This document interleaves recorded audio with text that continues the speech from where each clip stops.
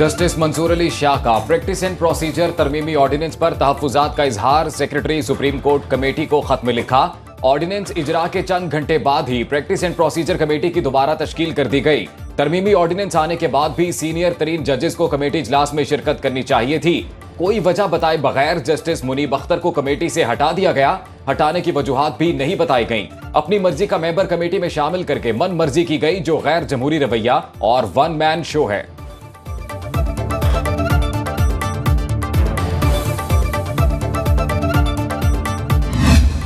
तहरीक इंसाफ कौमी असेंबली की मखसूस नशिस्तों की हकदार। इलेक्शन कमीशन मखसूस नशिस्तों पर पीटीआई के उम्मीदवारों को नोटिफाई करे।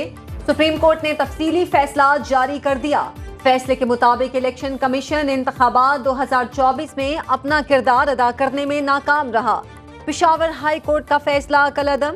इलेक्शन कमीशन का 1 मार्च का फैसला आइन से मुतसादिम, इसकी कोई कानूनी हैसियत नहीं। ईसीपी ने 80 में से 39 एमएनएस को तहरीक इंसाफ का जाहिर किया। 70 सफ़हात पर मुश्तमिल तफसीली फैसला जस्टिस मंसूर अली शाह ने तहरीर किया। सुप्रीम कोर्ट के तफसीली फैसले में इख्तलाफी नोट का तज़किरा। लिखा, जस्टिस अमीनुद्दीन और जस्टिस नईम अफगान ने फैसले से इत्तफाक नहीं किया। ज्यादा परेशान कुन बात यह है, जजेस अपनी राय देते हुए हुदूद से तजावुज कर गए। 2 जजेस ने 80 कामयाब उम्मीदवारों को वार्निंग दी। जस्टिस अमीनुद्दीन और जस्टिस नईम अख्तर अफगान का अमल मनसब के मनाफी है। बतौर बेंच मेंबरान वो कानूनी तौर पर हक़ाइक़ और कानून से इख्तलाफ कर सकते हैं, लेकिन जिस तरीके से जजेस ने इख्तलाफ किया वो तहम्मुल और शाइस्तगी से कम है।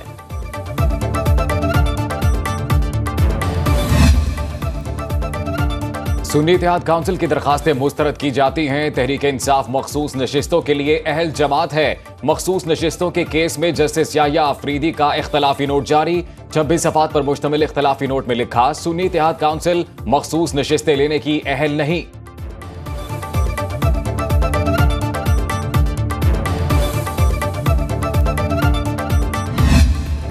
पार्लियामान की कानून साजी सुप्रीम कोर्ट के फैसलों से बालातर है। तफसीली फैसला आने के बावजूद कानूनी सवालात अपनी जगह मौजूद हैं। वफाकी वजीर कानून आजम नजीर तारड़ की न्यूज कॉन्फ्रेंस। बोले, आज़ाद उम्मीदवार का किसी सियासी जमात में शमूलियत का अमल नाकाबिले वापसी है। मुकम्मल इंसाफ के आईनी आर्टिकल पर सुप्रीम कोर्ट के मुतादिद फैसले मौजूद हैं।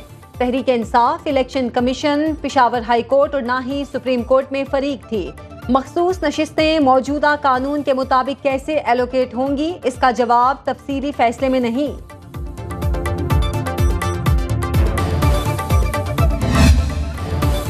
सुप्रीम कोर्ट मखसूस नशिस्तों का जल्द अज जल्द नोटिफिकेशन जारी करे। चेयरमैन तहरीक इंसाफ बैरिस्टर गौहर की कोर कमेटी इजलास के बाद मीडिया से गुफ्तगू। बोले, इलेक्शन कमीशन के ताखीरी हरबों से खैबर पख्तूनख्वा में सेनेट इंतखाबात ताखीर का शिकार हुए। तहरीक इंसाफ आज़ाद अदलिया चाहती है। अदलिया पर कदगन लगाने वाली आईनी तरमीम कबूल नहीं। ऐसी तरामीम की मज़ाहमत करेंगे। 28 सितंबर को रावलपिंडी लियाकत बाग में जलसा करने का ऐलान।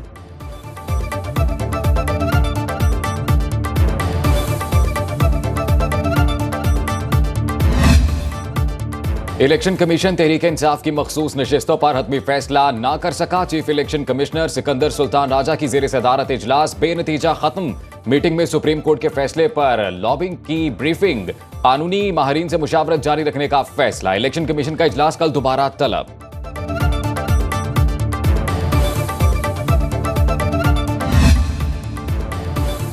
सुप्रीम कोर्ट में आर्टिकल 63A की तशरीह के फैसले पर नजरसानी अपील 30 सितंबर को समाअत के लिए मुकर्रर।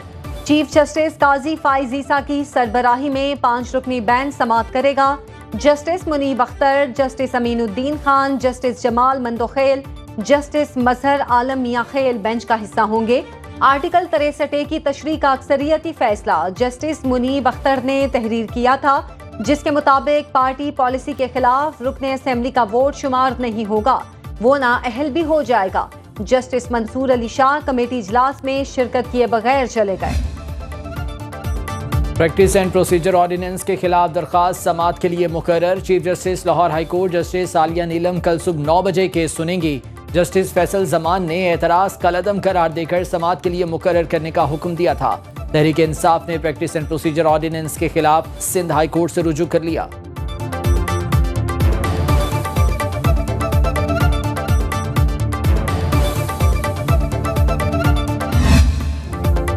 जुडिशल एक्टिविज्म ने पार्लिमानी निजाम को मुतासिर किया। इलेक्शन कमीशन एक्ट के मुताबिक मखसूस नशिस्तों का फैसला करे।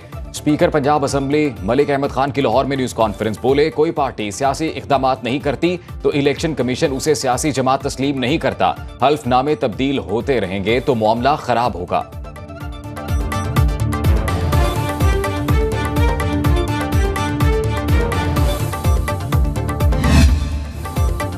लाहौर में अधूरा जलसा क्यों किया? पीटीआई रहनुमा एक दूसरे पर नाराज। वजीर आला अली अमीन गंडापुर ने बैरिस्टर गौहर के सामने शिकायत के अंबार लगा दिए। जलसे में पहले तकरीर क्यों की? अली अमीन गंडापुर को बैरिस्टर गौहर सफाई पेश करते रहे। जलसे के नाकिस इंतजामात पर इम्तियाज शेख और फरूख जावेद मून में तल्ख कलामी। फिरदौस शमीम नकवी भी नाकिस इंतजामात और जलसा जल्द खत्म करने पर बरहम। तोशाखाना 2 केस में बानी पीटीआई बुशरा बीबी पर 26 सितंबर को फर्द जुर्म आयद होने का इम्कान। एफआईए ने नया चालान अदालत में जमा करा दिया। मुल्जिमों को चालान की नकूल दे दी गई। स्पेशल जज सेंट्रल इस्लामाबाद ने अडियाला जेल में समाअत की। आइंदा समाअत पर वकील सफाई अपने दलाइल मुकम्मल करेंगे। अदालत ने बानी पीटीआई बुशरा बीबी की दरख्वास्त जमानत गैर मौसर करार दे दी। वकील सलमान सफ्तर ने नई दरख्वास्त जमानत जमा करा दी।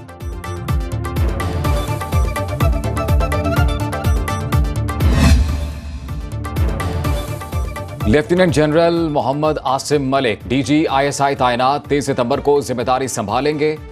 इस वक्त जीएचक्यू में एडजुटेंट जनरल के फराइज सर अंजाम दे रहे हैं। लेफ्टिनेंट जनरल आसिम फोर्ट लिवनवर्थ और royal college of defence studies के ग्रेजुएट हैं। कोर्स में एजाजी शमशीर का एजाज हासिल। इनके वालिद गुलाम मोहम्मद भी पाक फौज में लेफ्टिनेंट जनरल के ओहदे पर फाइज रहे।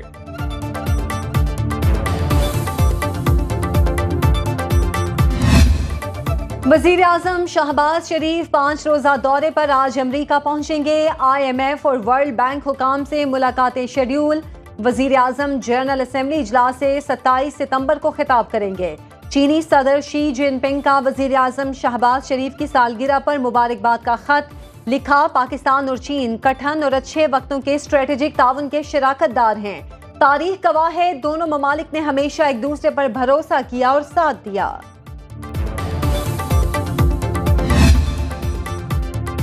नवाज शरीफ और वज़ीर आला पंजाब मरीम नवाज से अमरीकी सफ़ीर डोनाल्ड ब्लूम की मुलाकात। बाहमी दिलचस्पी के उमूर, पाक अमरीका ताल्लुकात के फ़रोग़ और मुख्तलिफ शोबों में ताउन बढ़ाने पर तबादला ख्याल। मुस्तकबिल के तकाज़ों को मद्देनजर रखते हुए सरमायाकारी के मौक़े बढ़ाने पर भी गौर। जाती उमरा में होने वाली मुलाकात में वफाकी वज़ीर एहसन इकबाल, सीनियर सूबाई वज़ीर मरीम औरंगज़ेब की भी शिरकत।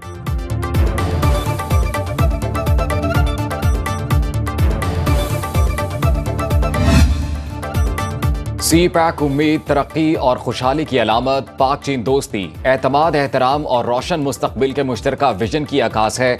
वज़ीर आला पंजाब मरीम नवाज की अवामी जमहूरिया चीन के 75वें कौमी दिन की तकरीब में गुफ्तगू। कहा, चीन की कामयाबियां पाकिस्तान के लिए हौसला अफजा और काबिल तकलीद हैं। हर आलमी फोरम पर चीन सच्चे और वफादार दोस्त के तौर पर पाकिस्तान के साथ खड़ा रहा।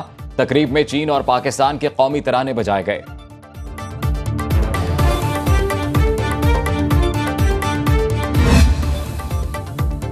हुकूमत को आइन के मुताबिक चलना है या इदारों के सियासी फैसलों पर अमल दरामद करना है?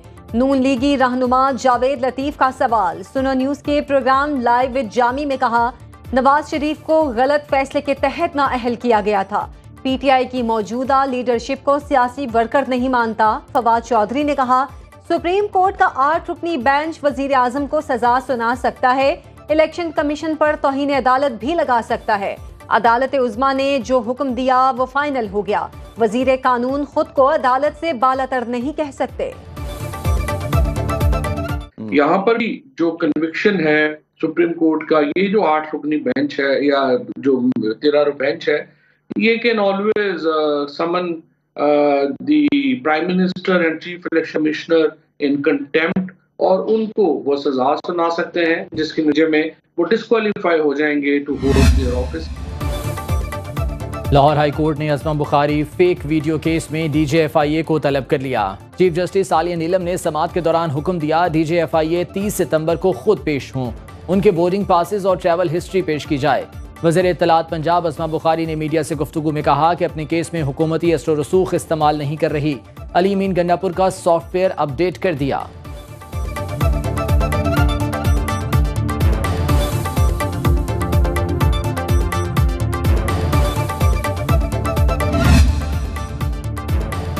आज हुकूमत से हमारे मुआहिदे के 45 दिन पूरे हो गए। कल अगले लाहे-अमल का ऐलान करेंगे। अमीर जमात इस्लामी हाफिज नईमुर रहमान कहते हैं आईनी तरमीम से मामलात मजीद खराब होंगे। इस पर तो बात भी नहीं होनी चाहिए। कुछ शख्सियात की तौसी देने के लिए तरमीम की जा रही है। मुल्क अब एक्सटेंशन पर नहीं चल सकता। FBI करप्ट इदारा कि इलेक्ट्रिक माफिया लोगों से झूठ बोलता है।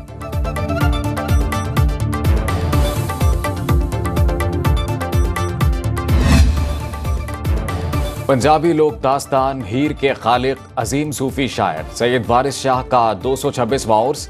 मज़ार को अर्क़े गुलाब से गुस्ल दिया गया। मुल्क भर से अक़ीदतमंदों की जंडियाला शेर खान आमद। 3 रोज़ा तकरीबात के दौरान हीर गायकी, पंजाबी मुशायरे और मुख्तलिफ खेलों के मुकाबले होंगे।